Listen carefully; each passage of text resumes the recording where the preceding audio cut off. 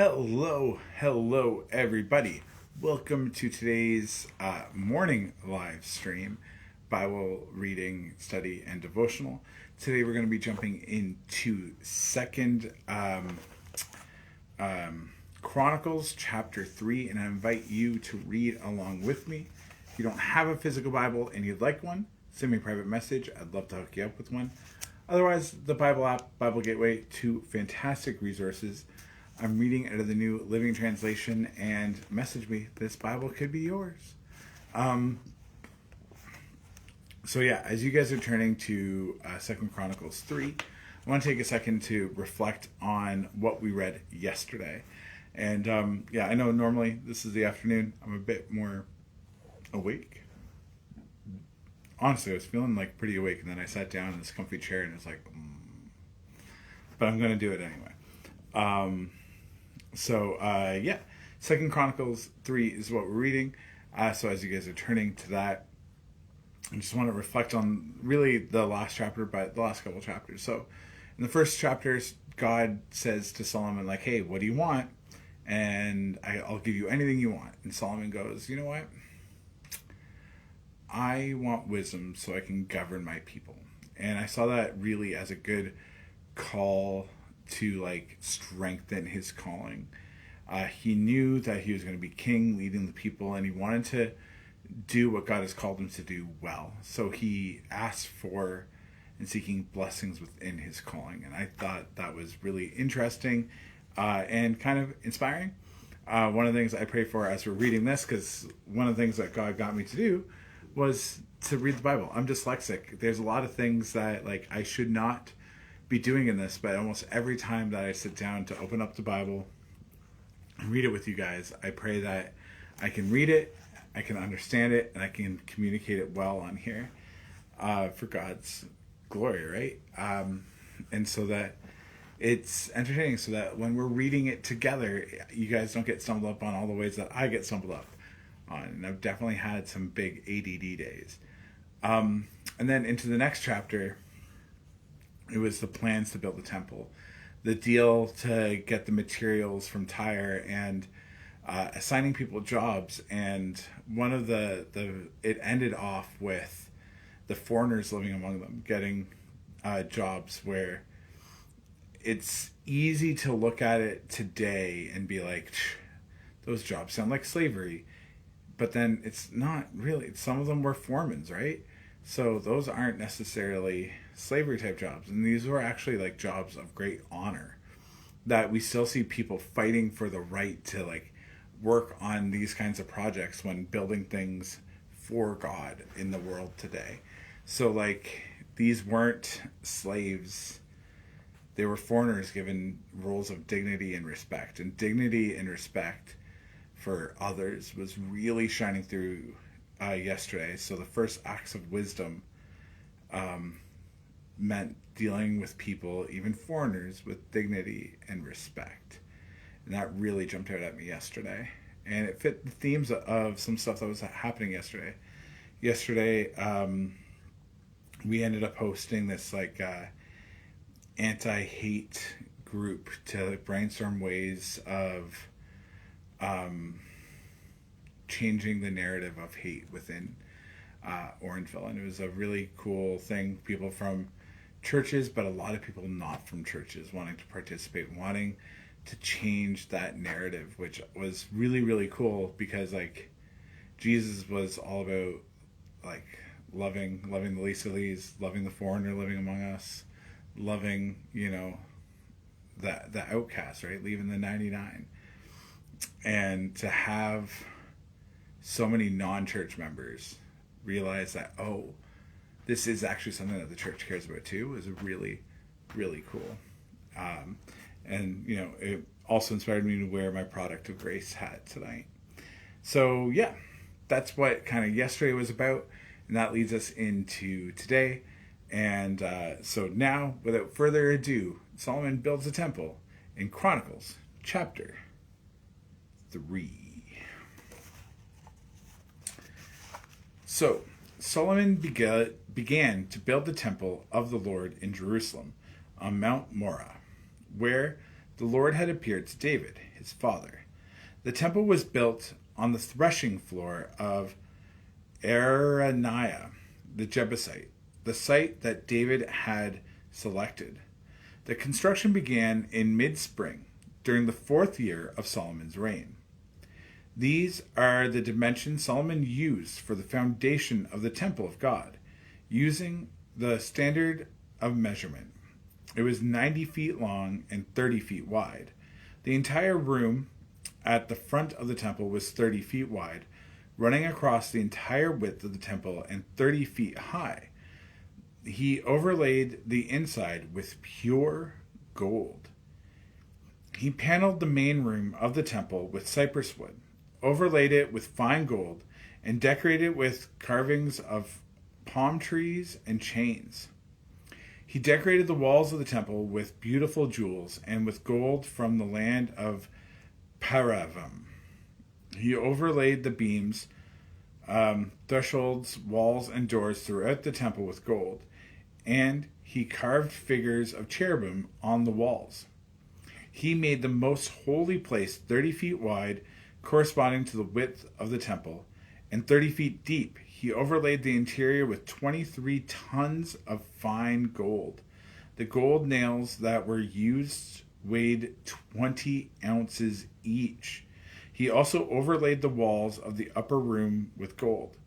He made 2 figures shaped like cherubim, overlaid them with gold, and placed them in the most holy place. The total wingspan of the 2 cherubim standing side by side was 30 feet. One wing of the first figure was 7.5 feet long, and it touched the temple wall. The other wing, also 7.5 feet long, touched one of the wings of the second figure. In the same way, the second figure had one wing 7.5 feet long and touched the opposite wall. The other wing, also 7.5 feet long, touched the wing of the first figure. So the wingspan of the 2 cherubim side by side was 30 feet. They stood on their feet and faced out toward the main room of the temple. Across the entrance of the most holy place, he hung a curtain made of fine linen, decorated with blue, purple, and scarlet thread, and embroidered with the figures of cherubim. For the front of the temple, he made 2 pillars that were 27 feet tall, each topped by a capital expending upwards 7.5 feet. He made a network of interwoven chains and used them to decorate the tops of the pillars.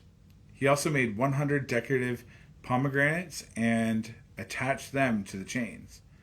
Then he set up the 2 pillars at the entrance of the temple, one to the south entrance and one to the north. He named the one on the south Jachin and the one on the north Boaz. May God add a blessing to the reading of 2 Chronicles chapter 3. So, 30 by 30. Definitely interesting. I remember that being like, wait a second. So what's 30 by 30 in our daily lives, right? So I'm 6'5", 6 feet, 5 inches. So almost 6.5. So 30 is like 3.5 of me almost. So I'm like, okay, it's like a big space, but it's not a huge space. Not a huge space whatsoever. But then it's also like 30 feet wide, or tall. So 30 feet tall by 30 feet wide by 30 feet long. So it's this big box. You can fit a lot of people sitting in there, definitely. But it's like, it was a lot smaller than I was expecting when I set out to read this. I wasn't expecting it to be that small. I was expecting it to be a bit bigger. Now, granted, it's not tiny by any means, but it is smaller than I was anticipating. And then kind of all that gold, like even gold nails. I'm like, how strong is a gold nail? Like, I know it's a metal, but it's kind of like a soft metal, right? Would gold nails be all that strong? Is it an efficient way to use gold? I don't know. Especially the gold that they had back then. I don't know how pure that was. But it's definitely interesting. Just kind of gold everywhere with cherubim decorating the place with these angels, all the wings touching and kind of looking forth. It seems like I've been to a couple. I've been to a couple churches that were kind of design inspired by some of these great designs, trying to evoke a sense of like majesty and awe, the awe that we would have in the Creator.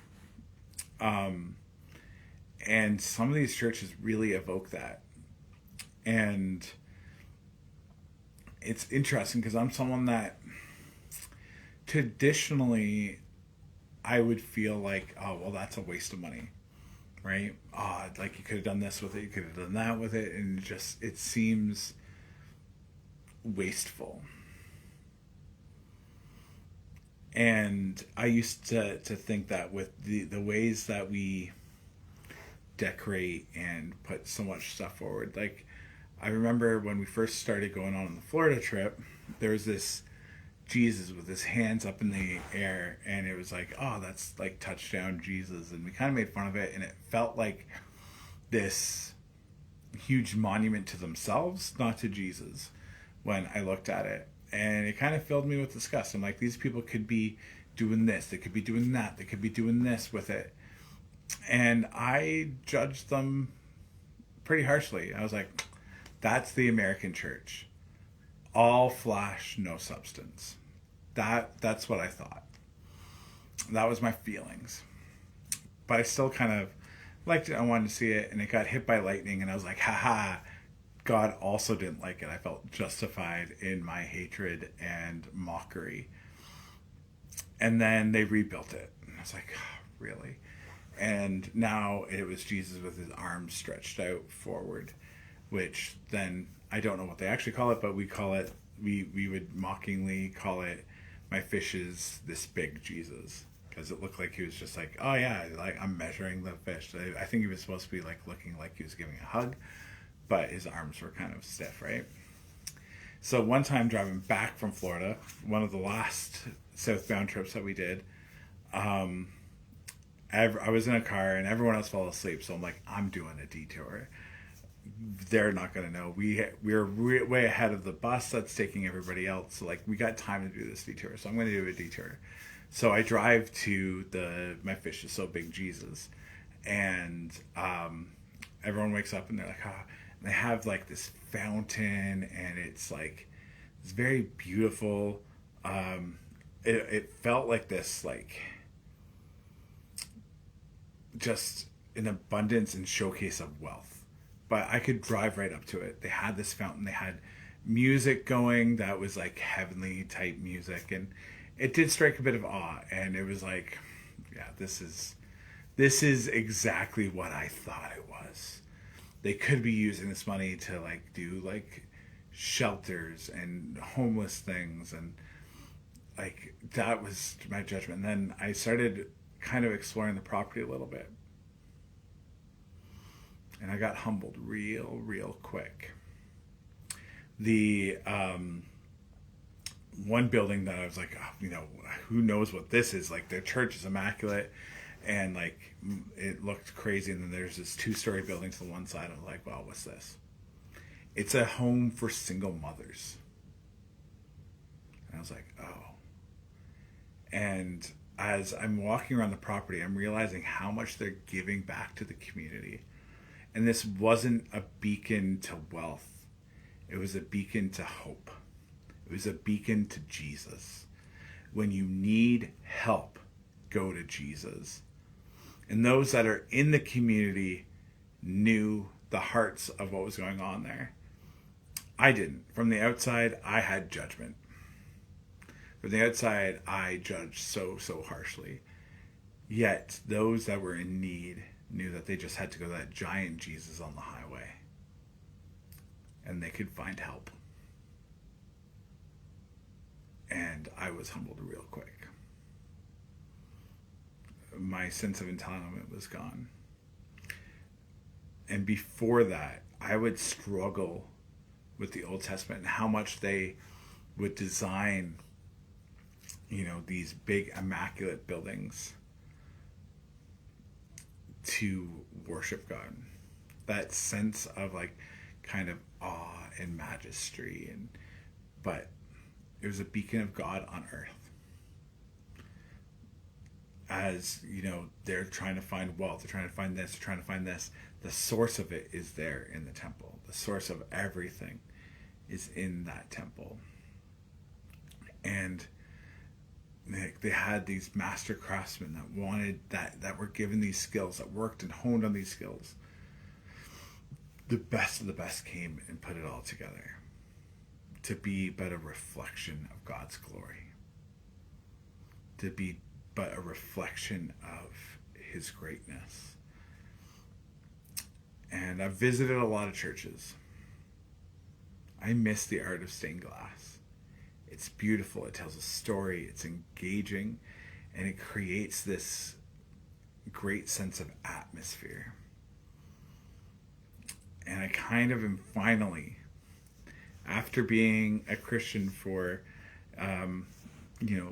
25 years or whatever it's at, I guess it's 21, 22 years, finally starting to get it. It's taken me this long, but I'm finally starting to get it. And like, I've been to places that are just rooms, but the rooms that were built and constructed for church, but they just are very bland, and they don't evoke any sort of like, I'm in a church building. Sometimes they evoke, I'm in, this professional space, and it lacks character and story and awe. So, yeah. Just some interesting thoughts, I think, on the temple, and what this chapter reminded me of.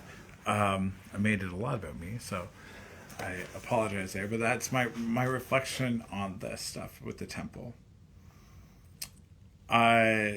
Would I walk in and see these giant angels and chains covered in gold pomegranates? Would I be like in awe?